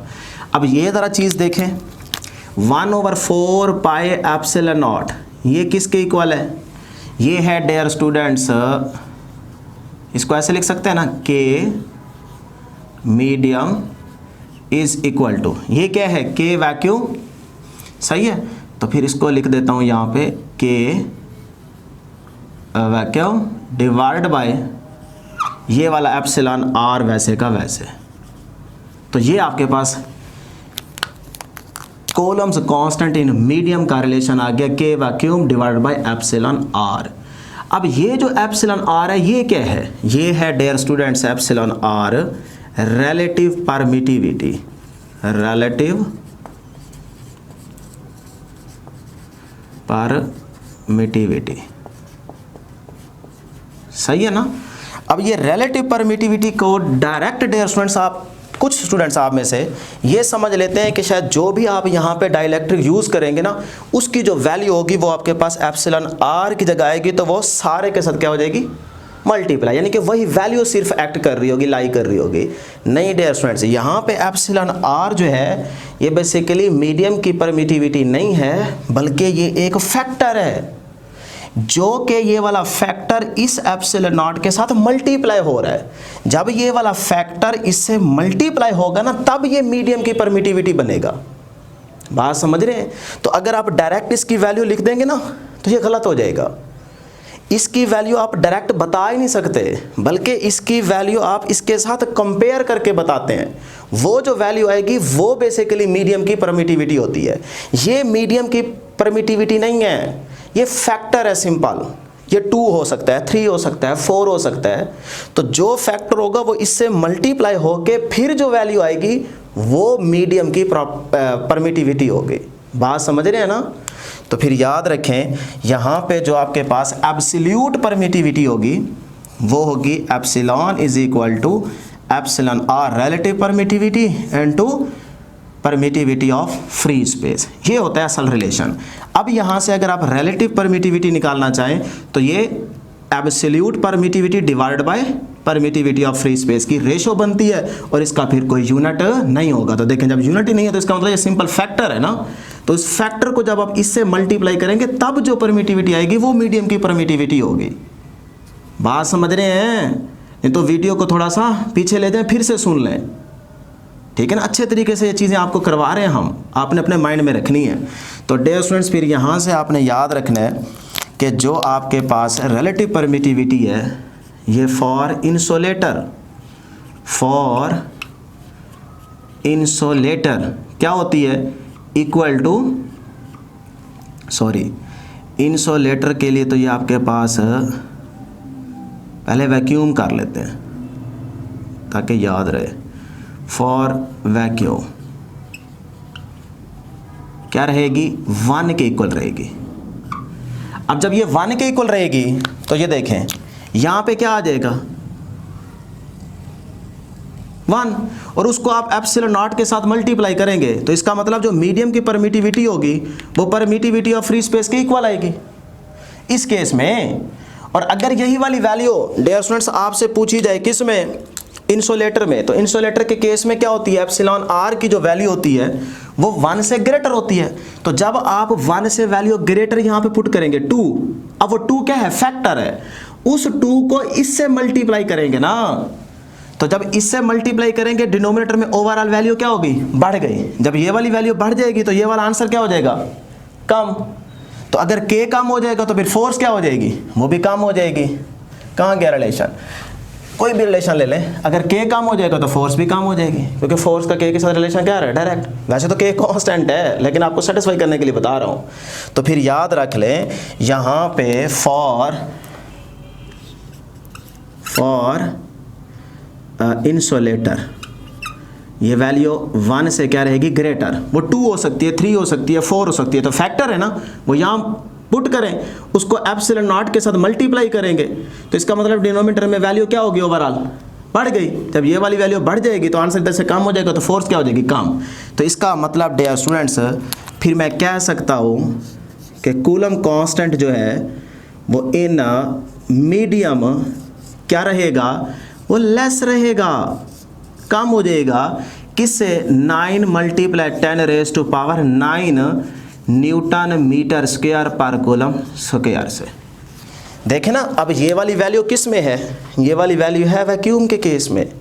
तो वैक्यूम का जो कूलम कांस्टेंट होगा वैक्यूम के केस में वो ग्रेटर होगा किससे, कूलम कांस्टेंट इन मीडियम। सही है, तो ये इस बात का प्रूफ हो गया। तो यहाँ तक डियर स्टूडेंट्स आपने ये सारी चीज़ें याद रखनी है। अब ये वाली वैल्यू अगर आप मीडियम की k की वैल्यू फार्मूले में पुट करना चाहें तो रिलेशन कैसे बनेगा, ये बनेगा जी F =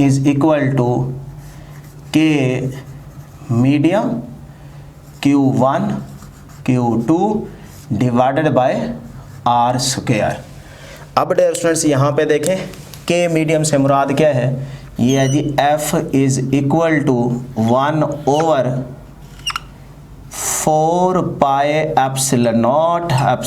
r। सही है, यही है ना, Q1 Q2 divided bye R²। सही है जी। तो ये आपके पास रिलेशन आ गया। अगर इसी रिलेशन को आपने वेक्टर फॉर्म लिखना हो तो फिर यहाँ पे आ जाएगा एरो और यहाँ पे आ जाएगा पोजीशन वेक्टर R। लो जी, ये इन मीडियम आपके पास मैथमेटिकल रिलेशन आ गया फोर्स का। तो नेक्स्ट डियर स्टूडेंट्स, अगर यहीं से एक छोटा सा MCQ आप याद रख लें तो वो बड़ा इंपॉर्टेंट है, और वो है इफेक्ट ऑफ मीडियम। तो इसकी हेडिंग यहाँ पे मेंशन करेंगे और वो रिलेशन कैसे आएगा, देखें यहीं से बनाएंगे।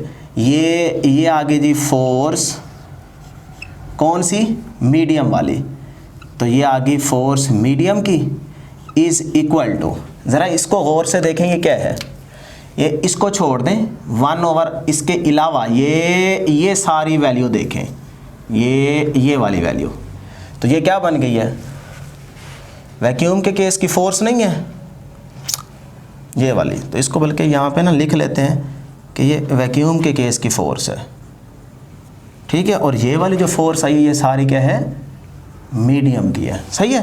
तो 1/4πε0 Q1 Q2 R², 1/4πε0 Q1 Q2 R², ये सारा जो फार्मूला है ये क्या है, फोर्स वैक्यूम, ठीक, डिवाइड बाय ये वाला एप्सिलॉन R वैसे का वैसे। तो फिर यहाँ से डियर स्टूडेंट्स ये देख सकते हैं आप कि आपके पास जब डिनोमिनेटर में ये वैल्यू आई है तो इसका मतलब यहाँ पे आंसर बढ़ गया, ये वाली चीज़ क्या हो जाएगी, कम। तो फिर मैं यहाँ से सिंपल ये कह सकता हूँ, MCQs याद रखिएगा कि फोर्स जो है इन मीडियम वो लेस होगी फोर्स इन वैक्यूम। सही है जी, ये आपके पास इंपॉर्टेंट इंफॉर्मेशन आ गई है। तो अब डियर स्टूडेंट्स नेक्स्ट हम लेके चलते हैं जी Coulomb's law as Newton third law को। सही है कि Coulomb's law basically third law, Newton के थर्ड लॉ को भी सेटिस्फाई करता है। जैसे ग्रेविटेशनल लॉ जो है ना वो भी न्यूटन थर्ड लॉ को सेटिस्फाई करता है कि जब आप ज़मीन पे ठहरे होते हैं तो आपको ऐसे लगता है ना कि ज़मीन ने आपको अपनी तरफ खींचा हुआ है। तो इसका मतलब एक फोर्स जो है वो उस बंदे को अपनी तरफ खींच रही है और दूसरी उस बंदे ने भी ज़मीन पे फोर्स लगाई रही है, क्योंकि हर एक्शन का रिएक्शन तो होगा। न्यूटन यही कहता है ना थर्ड लॉ उसका कि भी जहाँ पे आपके पास एक्शन होगा वहाँ पे उसका ज़रूर रिएक्शन भी हो रहा होगा, ठीक है। तो इसका मतलब वहाँ पे न्यूटन थर्ड लॉ भी सेटिस्फाई हो रहा है जब आप ग्रेविटेशनल लॉ में गौर करते हैं।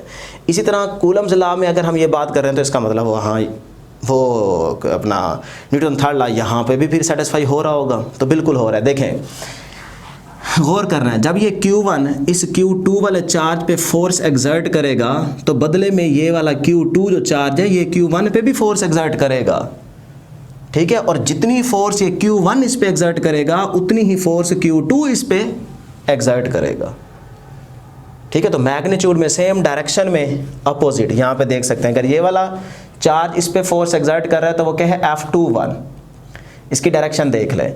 और ये वाला चार्ज भी इस पे फोर्स बदले में एक्ट करेगा, तो इसका मतलब वो जो फोर्स एग्जर्ट करेगा वो क्या होगी, Q2 वाला Q1 पे, तो वो बनेगी F12, 1 पे 2 वाला एग्जर्ट करेगा, तो उसकी डायरेक्शन बनेगी ये। तो अब देखें फोर्स की मैग्नीट्यूड सेम है, डायरेक्शन क्या है, अपोजिट, तो इसका मतलब यहाँ पे न्यूटन थर्ड लॉ सेटिस्फाई हो रहा है।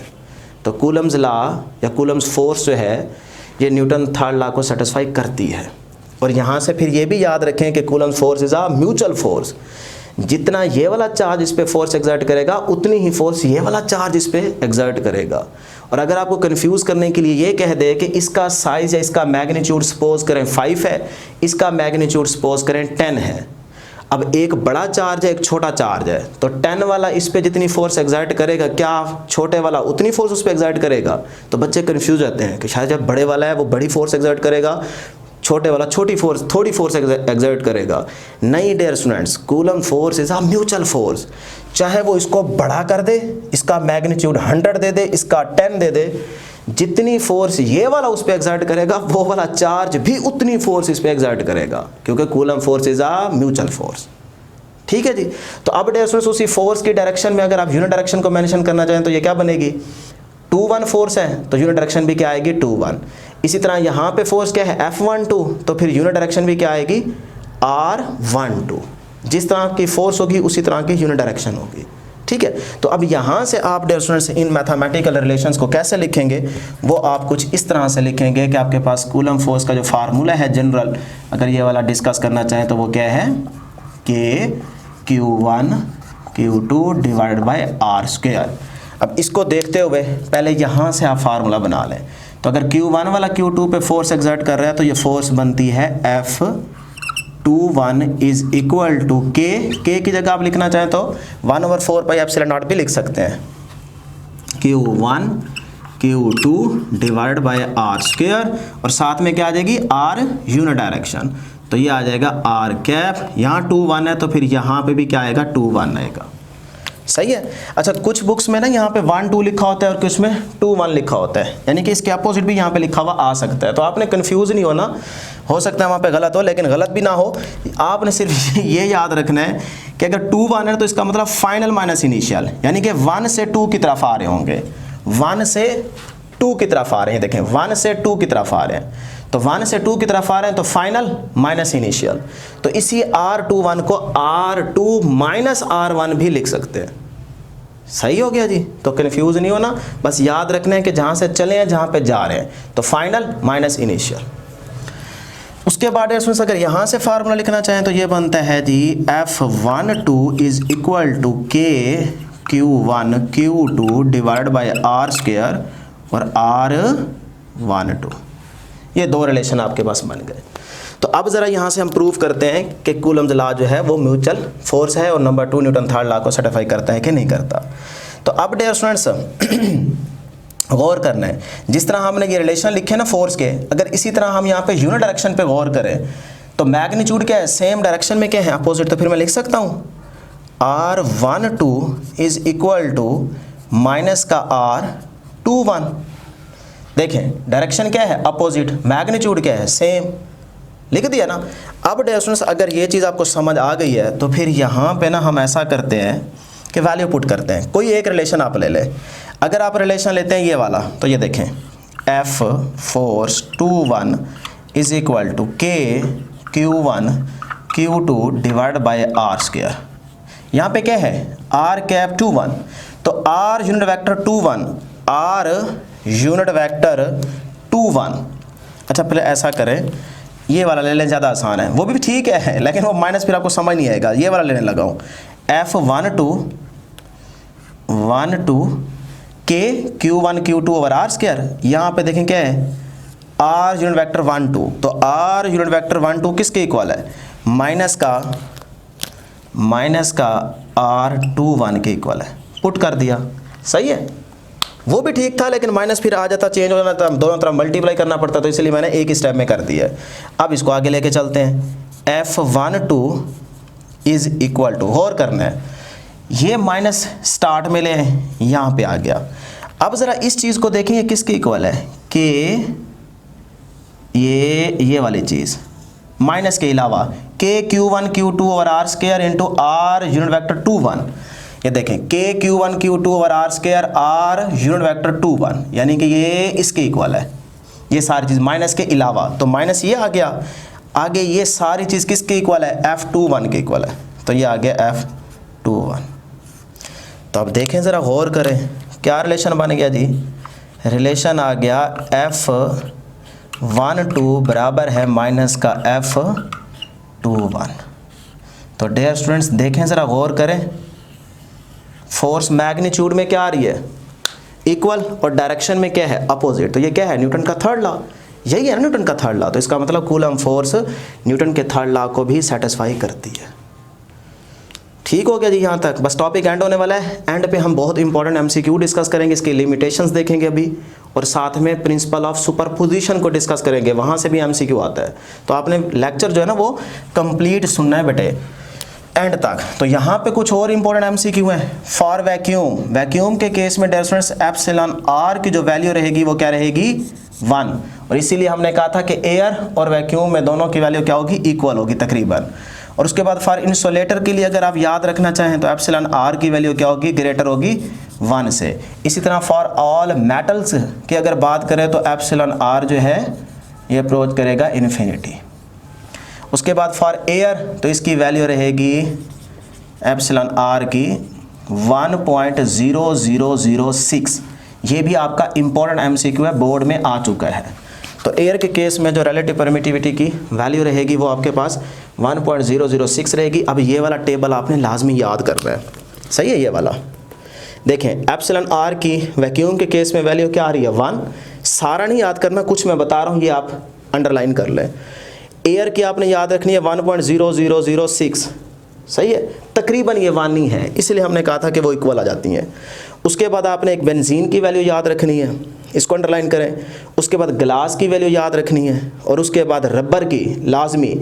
ये वो वैल्यूज़ हैं जो प्रीवियस बोर्ड के पेपर्स में देखी गई हैं कि एमसीक्यू आ चुके हैं, अंडरलाइन कर लें डियर स्टूडेंट्स। उसके बाद लास्ट में आप याद रखेंगे वाटर की। बस ये 1 2 3 4 5 6 इस टेबल से ये 6 वैल्यूज़ आप याद रख लें। अब लास्ट में डियर स्टूडेंट्स इस टॉपिक के अंदर हम कूलम्स लॉ के लिमिटेशंस को डिस्कस कर लेते हैं। यहाँ से आपसे एमसीक्यू पूछा जा सकता है, और यहाँ पे कुछ स्टूडेंट्स को कन्फ्यूजन होती है, उनका क्वेश्चन होता है, वो डिस्कस करते हैं। और लास्ट में हम प्रिंसिपल ऑफ सुपरपोजिशन को देखेंगे, तो फिर आपका ये एक लॉन्ग क्वेश्चन कंप्लीट हो जाएगा। वैसे ये चीज़ें आपने अगर ये टॉपिक लॉन्ग क्वेश्चन में आता है तो आपने नहीं लिखनी, लेकिन एमसीक्यूज़ के पॉइंट ऑफ व्यू से इनको आपने अच्छे तरीके से तैयार कर लेना है। तो सबसे पहली लिमिटेशन देखते हैं जी नंबर 1 पे, कि फोर्स जो एफ है, Coulomb's force acts along line joining the 2 charges. और ये बात हमने यहाँ पे स्टेटमेंट में मेंशन की थी, ये इसकी लिमिटेशन में आपने पॉइंट याद रखना है, सही है। तो अगर ये वाला पॉइंट आप इस तरह से याद रखेंगे तो फिर मैं इसको सिंपल कह सकता हूँ ना कि अगर 2 चार्जेस के सेंटर्स को मिलाने वाली लाइन के अलॉन्ग फोर्स एक्ट करे तो फिर उस फोर्स को क्या नाम दिया था, अभी यहाँ पे सेंट्रल फोर्स। क्या नाम दिया था, सेंट्रल फोर्स।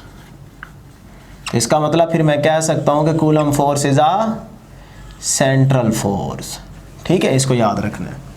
इसी तरह फिर दूसरा भी पॉइंट याद है ना एमसीक्यू कि Coulomb force is a mutual force. अच्छा, सेकंड नंबर पे याद रखिएगा Coulomb's law valid for point charges. Coulomb law सिर्फ और सिर्फ वैलिड होगा फॉर पॉइंट चार्जेस, ये इसकी इंपॉर्टेंट लिमिटेशन है, इसको याद रखना है। तो कूलम्स लॉ के लिए पॉइंट चार्जेस का होना ज़रूरी है, क्योंकि पॉइंट चार्ज जिस चार्ज का मैग्नीट्यूड साइज़ क्या हो बहुत थोड़ा, तो फिर उसकी क्वांटिटेटिव नेचर को आप डिस्कस कर लेते हैं ना। तो मैग्नीट्यूड की वजह से फोर्स की वैल्यू क्या रहेगी, उसकी मिकदार कम रहेगी। तो अगर बहुत ज़्यादा फोर्स होगी तो उसको कैलकुलेट करने में प्रॉब्लम होगी, वो नहीं होगी कैलकुलेट।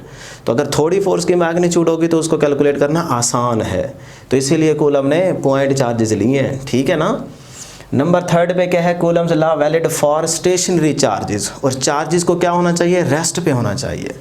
ये भी बड़ी इंपॉर्टेंट इंफॉर्मेशन है कि Coulomb law valid for stationary charges. तो ये चीज़ मैंने यहाँ पे भी मेंशन किया है कि अगर देखें, इस पॉइंट को बाद में देखते हैं, अगर दोनों चार्जेस रेस्ट पे हैं तब कूलम्स लॉ सेटिस्फाई होगा, वैलिड है। और अगर चार्जेस आर इन मोशन, अगर दोनों चार्जेस, ये एमसीक्यू पूछा जा सकता है, अगर दोनों चार्जेस मोशन में हों तब dear students Coulomb's law valid नहीं होगा। अच्छा, फिर अगला पॉइंट बड़ा इंपॉर्टेंट है, one charge in motion second charge at rest, एक चार्ज मोशन में हो और दूसरा चार्ज रेस्ट पे हो तब कूलम्स लॉ सेटिस्फाई होगा, वैलिड है। तो फिर याद रखिएगा यस, तब कूलम्स लॉ वैलिड है। जब दोनों मोशन में होंगे तब नहीं है, जब एक चार्ज मोशन में हो एक रेस्ट पे हो तब कूलम्स लॉ वैलिड है, और Coulomb's law valid for stationary charge, अगर दोनों चार्ज रेस्ट पे हैं तब भी कूलम्स लॉ वैलिड होगा। उसके बाद अगला पॉइंट आते हैं जी, इस 4 वाले को पहले देख लेते हैं कि फोर्स जो कूलम फोर्स है फॉलोज इनवर्स स्क्वायर लॉ, क्योंकि फार्मूला आपको याद है ना, फार्मूला क्या था, F is equal to 1/4 pi epsilon naught Q1 Q2 divide by R square. तो फोर्स जो है वो इन्वर्सली प्रोपोर्शनल है किसके, स्क्वायर ऑफ द डिस्टेंस के, तो इसका मतलब इनवर्स स्क्वायर लॉ को होल्ड कर रहा है, तो फॉलो करेगा जी इनवर्स स्क्वायर लॉ को, ठीक है। कूलम फोर्स जो है ये इनवर्स स्क्वायर लॉ को सेटिस्फाई करती है, होल्ड करती है, जिस तरह से ग्रेविटेशनल भी इनवर्स स्क्वायर लॉ को होल्ड करती है। उसके बाद पॉइंट है जी, ये भी एमसीक्यू आपके लिए इंपॉर्टेंट हो सकता है कि इलेक्ट्रोस्टैटिक फोर्स जो है, यही coulomb force is a conservative force, और कंजर्वेटिव फोर्स को आप फर्स्ट ईयर में डिस्कस करके आ रहे हैं, जिसमें क्लोज पाथ में वर्क डन क्या होना चाहिए, 0, क्लोज पाथ का वर्क डन क्या होना चाहिए, 0, सही है। तो ये छोटे छोटे पॉइंट्स और लिमिटेशंस हैं, बेसिकली इनको आपने याद रखना है। अब डियर स्टूडेंट्स एक क्वेश्चन है जो कुछ स्टूडेंट्स को कंफ्यूज करता है, यानी कि बच्चों का ये क्लास में क्वेश्चन होता है जब हम कूलम्स लॉ पढ़ा रहे होते हैं, तब वो जब हम बात करते हैं ना कि लाइक चार्जेस एक दूसरे को रिपेल करते हैं, यानी कि ये वाला चार्ज इस पर फोर्स एक्सर्ट करेगा, इसको रिपेल करेगा, और फोर्स यहाँ पे एक्सर्ट होगी कौन सी जी, 2 पे लग रही है ना, तो 2 1 जिस पे लगती है वो पहले, जो लगाने वाला है बाद में। इसी तरह इस पर भी फोर्स एक्सर्ट होगी और वो होगी जी F2 वाला 1 पे लगा रहा है तो 1 2, सही है ना।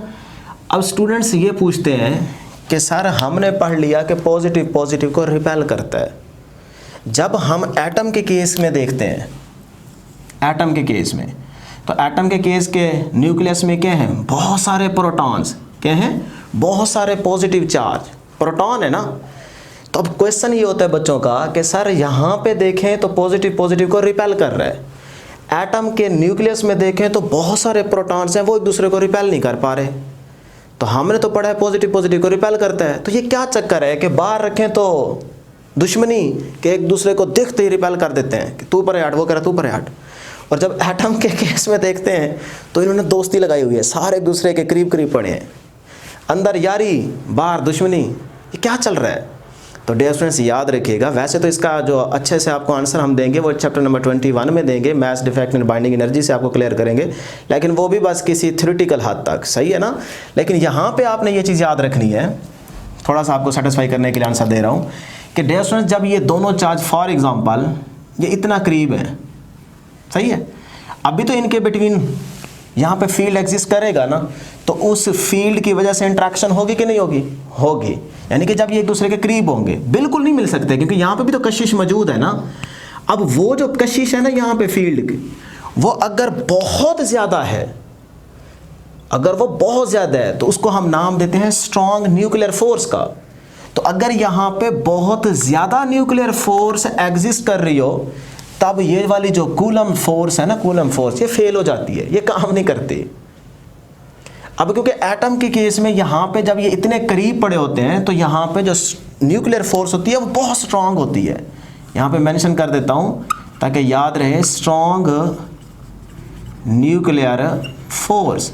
अब जब ये बहुत ज़्यादा हो तो फिर वहाँ पे कूलम फोर्स एग्जिस्ट नहीं कर सकती, कूलम लॉ फिर फेल हो जाएगा, सही है। तो अब आप जब एटम के केस में देखते हैं तो वहाँ पे उन पॉजिटिव चार्ज या प्रोटॉन्स के बिटवीन जो फोर्स होती है, न्यूक्लियर फोर्स, वो बहुत स्ट्रांग होती है। वहाँ पे फिर भी ये बेचारी जो कूलम फोर्स है ये तो है ही पॉइंट चार्जेस के लिए, थोड़ी है इसकी मिकदार, मैग्नीट्यूड इसका कम है, इसीलिए तो इसको आसानी से कैलकुलेट किया जा सक रहा है ना।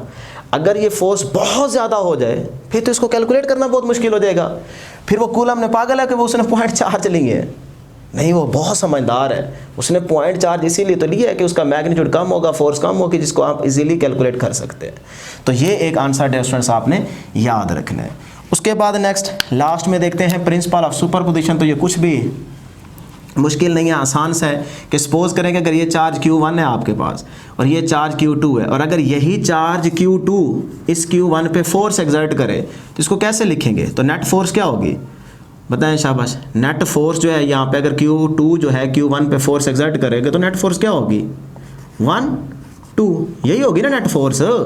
देखिए ना 2 वाला 1 पे लगा रहा है तो जिस पे लग रही है वो पहले, जो लगाने वाला बाद में। बस ये प्रिंसिपल ऑफ सुपरपोजिशन है।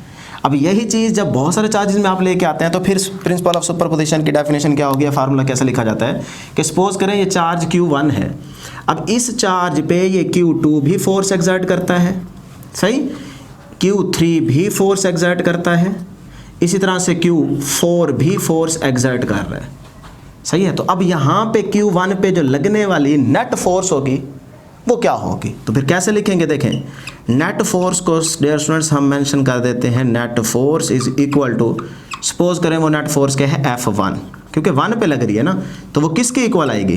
देखें नेट फोर्स किसके इक्वल आएगी? फिर 2 वाला 1 पे लगा रहे हैं तो F21, जिस पे लग रही है वो पहले 1 2, सही है। 2 वाला 1 पे लगा रहे हैं, प्लस ऐड कर देना, सम कर दें, यही है principle of superposition. Q3 Q1 पे फोर्स एक्सर्ट कर रहे हैं तो 1 पे लग रही है ना, तो F1 कौन लगा रहा है? 3 वाला, तो 3 प्लस 4 वाला 1 पे लगा रहे हैं तो F1 कौन लगा रहा है? 4 वाला, तो ये 4। तो ये क्या है? रिजल्ट आ गया आपके पास, नेट फोर्स आ गई। अब इसके अलावा डिस्टेंस अगर nth चार्जेस हों फिर क्या होगा? फिर नेट फोर्स होगी, net force is equal to F1 पे लग रही है ना, पहले कौन लगा रहा है जी? 2 वाला लगा रहा है तो 1 2, फिर प्लस F1 3 वाला लगा रहा है, फिर प्लस F1 4 वाला लगा रहा है, फिर प्लस एंड सो ऑन, चलते जाओ nth तक, तो प्लस F1n आ जाएगा। तो ये भी डियर स्टूडेंट्स आपने याद रखना, ये था प्रिंसिपल ऑफ सुपरपोजिशन। ये है आपका फर्स्ट टॉपिक कूलम्स लॉ। तो आज के लिए इतना ही, दुआओं में ज़रूर याद रखिएगा।